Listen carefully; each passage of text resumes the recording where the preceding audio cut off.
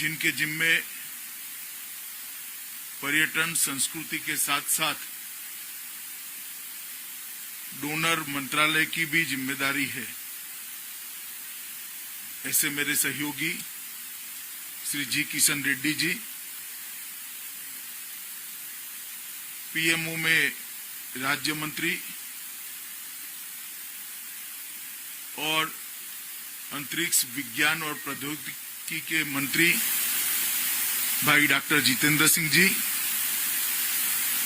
अभी जो मंत्रिमंडल में शामिल हुए हैं ऐसे श्री BL वर्मा जी, राज्य मंत्री डोनर विभाग,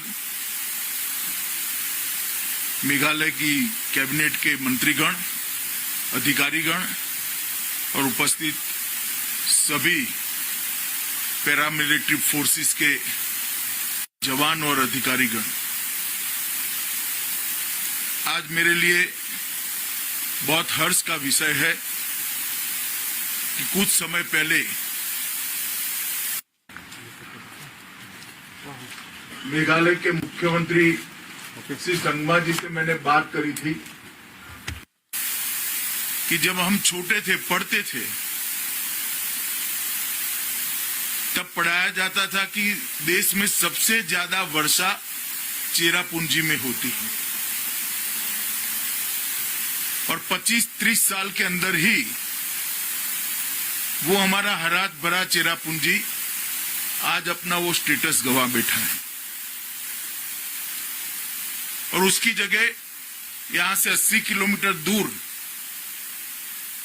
कोई एक स्थान पर सबसे ज्यादा बारिश की रिकॉर्ड स्थापित हो गया है और उसका मूल कारण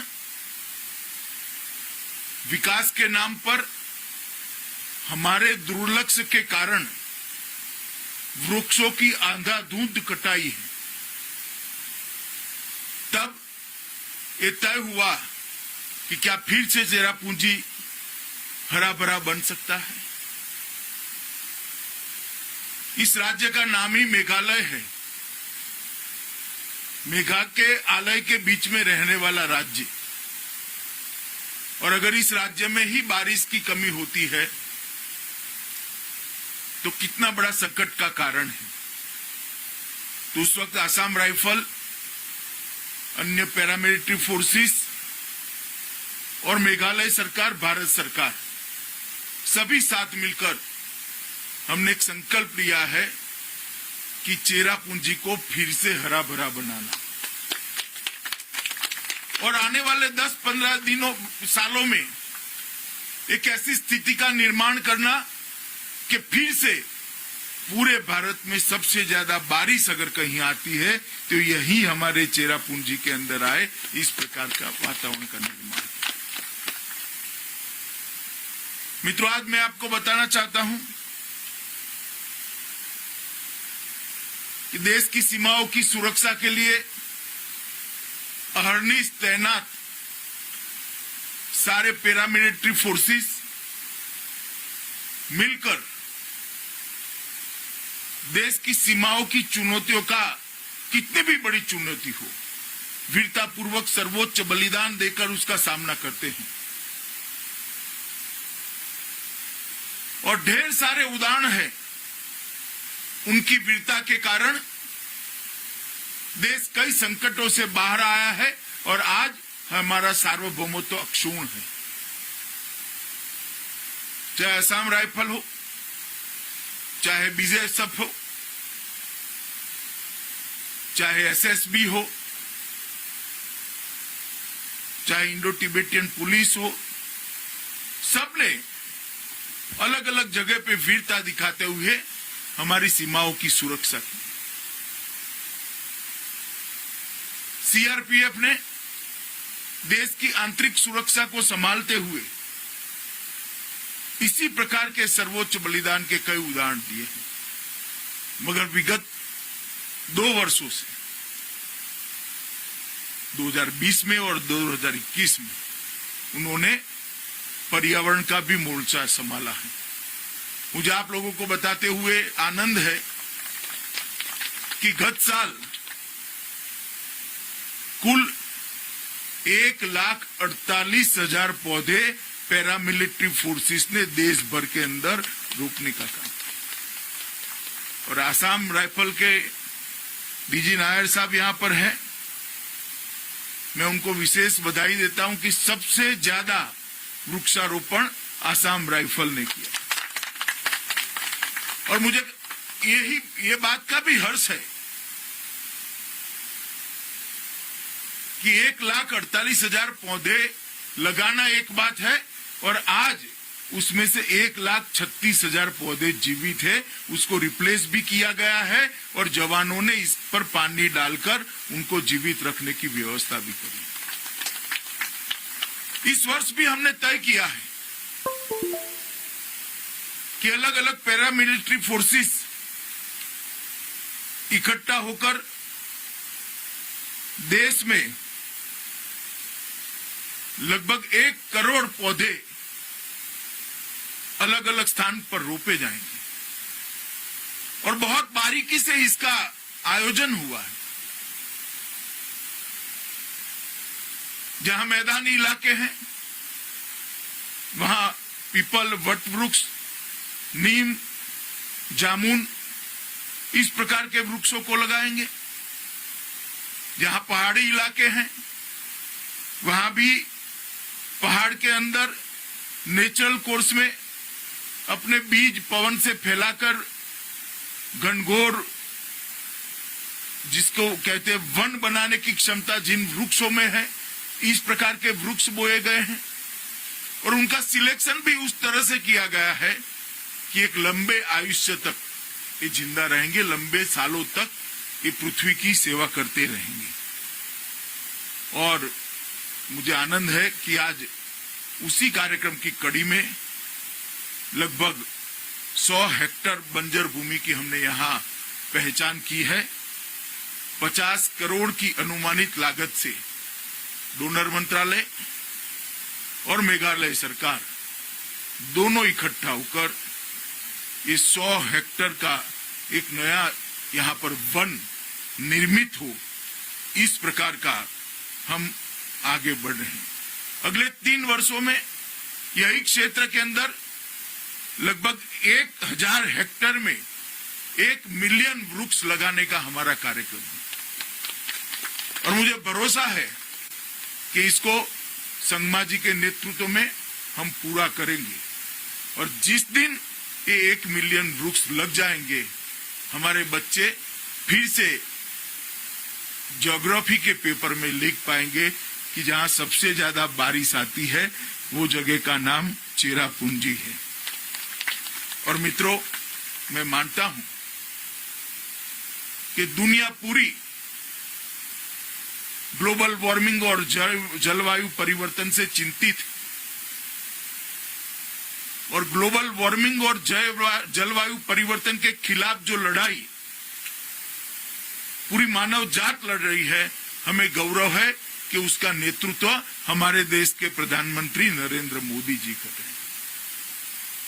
नरेंद्र मोदी जी ने कई प्रकार के एवेन्यू के साथ ग्लोबल वार्मिंग के खिलाफ, कार्बन के उत्सर्जन के खिलाफ, जलवायु परिवर्तन के खिलाफ एक जंग छिड़ी है।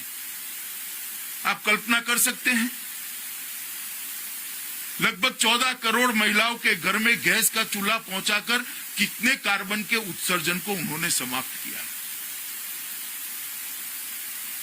ढेर सारे घरों में पाइपलाइन से गैस पहुंचाने का काम किया है। जल विद्युत और सोलर पावर में सारी दुनिया के रिकॉर्ड को तोड़कर आज हम आगे बढ़ रहे हैं और सारे लक्ष्यांक जो तय किए थे उससे भी आगे हम गए। और पेरिस समझौता उसका उदाहरण है।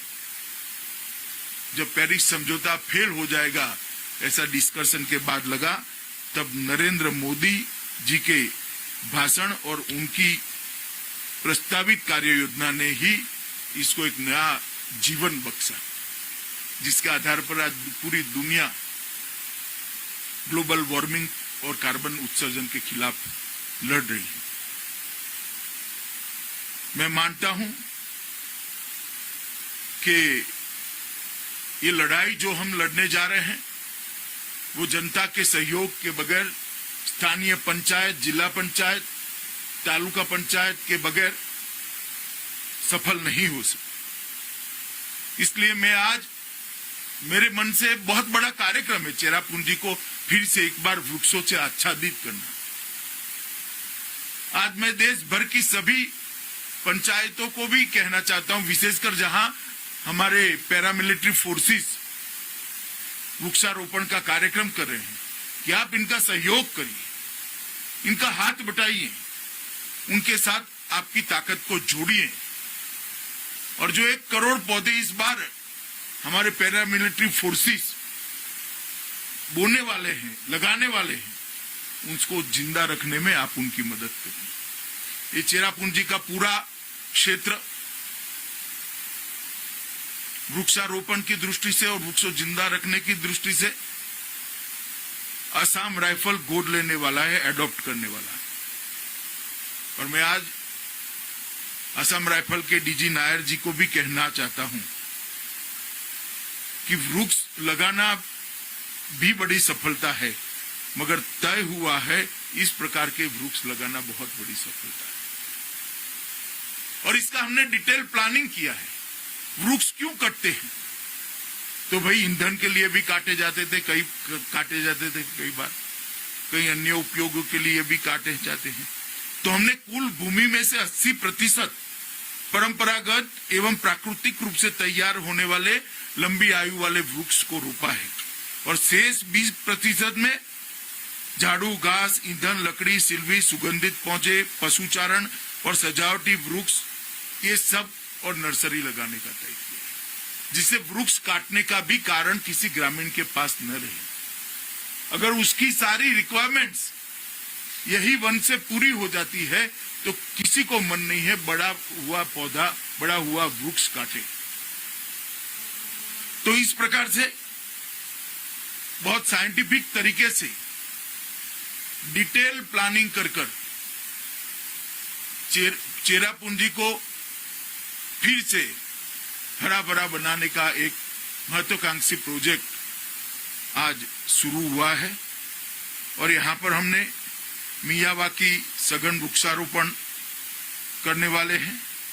ये तकनीक घने और बहुस्तरीय वनों को बनाने के लिए बड़ी प्रसिद्ध तकनीक है।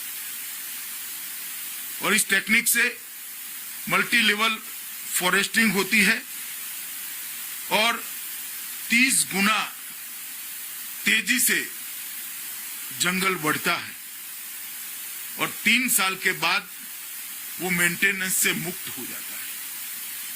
तो हमने इसी टेक्निक को ये पूरे क्षेत्र के अंदर अपनाया है, और इससे इको टूरिज्म का तो निश्चित रूप से फायदा होगा ही। मैं बाय रोड ही आया हूं, मैंने देखा है कि यहाँ एक बार हरा भरा जंगल हो जाता है, अच्छे रिसोर्ट्स बना दिए जाते हैं, तो शिलोंग आने वाले यात्री को लिए 2 दिन यहाँ रहना ये बहुत बड़े आकर्षण का केंद्र बनने वाला है। इससे मेघालय के पर्यटन को भी बढ़ावा मिलेगा, टूरिज्म को भी बढ़ावा मिलेगा, और इको टूरिज्म का एक नया अध्याय मेघालय के इतिहास में भाई संगमा के नेतृत्व में जुड़ेगा। मित्रों, आज यहां से आगे जाकर एक वाटर सप्लाई स्कीम का भी लोकार्पण है। लगभग 25 करोड़ रुपए से greater Sohra water supply scheme आज शुरू होने जा रही है। डोनर मंत्रालय के जो अलग अलग प्रोजेक्ट है उसमें बड़ा महत्वाकांक्षी प्रोजेक्ट है। मैं डोनर मंत्रालय तो जरूर अभिनंदन देना चाहूंगा कि क्षेत्र को आपने चिन्हित भी किया और समयबद्ध तरीके से उसको पूरा भी किया है। मगर सोहरा के अंदर पानी की किल्लत होना बहुत बड़ी बात है, वो हमें जागरूक करती है ऐसे वन बनाने के लिए। खैर, मगर अभी तो पानी देना पड़ेगा। North east special infrastructure development scheme के तहत डोनर मंत्रालय और मेघालय सरकार ने मिलकर ये योजना को पूरा किया है। लगभग 25 करोड़ खर्च हुआ है। मैं संगमा जी को भी बधाई देना चाहता हूं कि समयबद्ध योजना को पूरा करने में मेघालय सरकार ने बहुत मदद भी की है और परिश्रम भी उठा है। जल जीवन मिशन जो देश के प्रधानमंत्री जी ने एक बड़ा महत्वाकांक्षी प्रोजेक्ट लिया है, देश के हर परिवार तक, हर घर तक शुद्ध पीने का पानी नल से पहुंचाना, क्योंकि पानी ही हमारे आरोग्य की मूल स्थिति को बनाता है या बिगाड़ता है। अगर पानी का स्रोत शुद्ध नहीं है तो कभी भी मानव शरीर आरोग्यप्रद नहीं रह सकता। इसलिए मोदी जी ने आजादी के 75 साल पूरे हो उसके पहले देश के हर घर में शुद्ध पीने का पानी पहुंचाने का लक्ष्य लिया है। मेघालय के अंदर इसकी बहुत अच्छे तरह से उसका काम आगे बढ़ रहा है। मैं सोचता हूं कि देश के आजादी के जब 75 साल होंगे तब मेघालय के 50 साल पूरे होंगे रचना के, और उस वक्त 3,39,000 परिवारों को शुद्ध पीने का पानी पहुंचाने का काम संगमा सरकार पूरा कर देगी, इसका मुझे भरोसा है। क्योंकि उसको जो आर्थिक मदद चाहिए थी वो पूरी आर्थिक मदद प्रधानमंत्री जी ने, भारत सरकार ने, डोनर मंत्रालय ने पूरी की है। लगभग 2139 करोड़ की कुल लागत से 2910 गांव में 2,80,000 परिवारों को पीने का पानी पहुंचाने का एक महत्वाकांक्षी कार्यक्रम है, जिसको छोटी छोटी 1874 योजनाओं में बांटा गया है। आप कल्पना करिए 2,80,000 परिवारों को हिली एरिया में, जहां दूर सुदूर पर्वत पर कहीं 5, कहीं 25, कहीं 50 लोग रहते हैं, उनमें बांटा गया, उनमें पानी पहुंचाने का एक कार्यक्रम। इसीलिए 1874 परियोजनाएं बनानी पड़ी है, क्योंकि यहाँ बड़ा दुर्गम क्षेत्र है। हमारे ट्राइबल भाई बहन पहाड़ियों पर रहते हैं, चोटियों पर रहते हैं, वनों में रहते हैं, मगर जो जहां भी रहते हैं वहां शुद्ध पीने का पानी पहुंचाने का कार्यक्रम है। लगभग केंद्र सरकार ने 400 करोड़ रुपया अब तक आवंटित कर दिया है, और बाकी का भी जैसे जैसे काम आगे बढ़ता जाता है हम आवंटित करेंगे। तो आज ये 2 कार्यक्रम एक साथ है। Sohra greater water supply scheme का लोकार्पण है, क्योंकि यहाँ पानी की किल्लत हुई है और भविष्य में यहाँ कभी पानी की किल्लत न हो, इसलिए फिर से चेरापूंजी में वनों का निर्माण करने का भी कार्यक्रम हमने हाथ में लिया है। आसाम राइफल का जो भव्य इतिहास है, 180 साल से लंबा, मुझे भरोसा है कि जो लक्ष्य हमने आसाम राइफल को दिया है, आसाम राइफल निश्चित रूप से वो लक्ष्य को सिद्ध करेगी और फिर से एक बार चेरापूंजी देश में सबसे ज्यादा बारिश लाने वाला क्षेत्र बनेगा, इसका मुझे भरोसा है। इस क्षेत्र के सभी वासियों को, हमारे मेघालय के मुख्यमंत्री श्री संगमा जी को और किशन रेड्डी जी को मैं बहुत बहुत शुभकामनाएं और बधाई देकर मेरी बात को समाप्त करता हूं। भारत माता की जय।